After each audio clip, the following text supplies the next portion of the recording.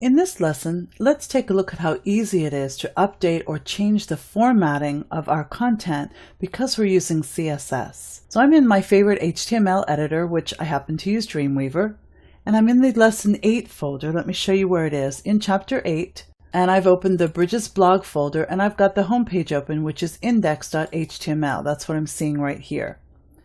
I'm in split view, which is one thing I really like about Dreamweaver, so I can see my code and I can see the design at the same time.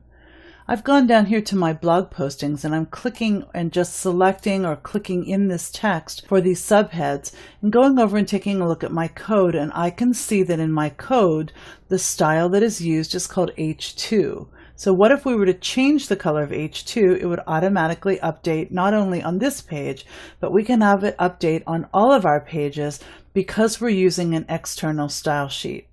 So I know H2 is the one I want to change. I'm going to scroll to the top in the head section where it's referring to the CSS file. Again, it's a separate file that's attached to each web page. So I'm going to right click on it and choose Open that CSS file. It's a text file with a bunch of coding, and I scroll down here until I find H2, and this is where I can go in and change the color. So I'm going to go in here and select this FFF and change it to FFFF00.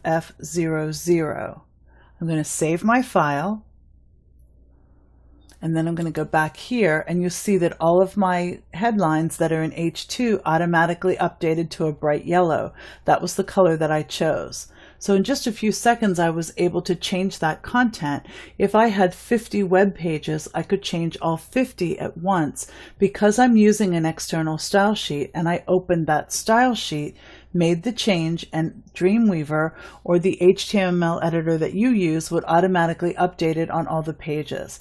That's just an example of how easy it is to update your content using CSS and HTML5.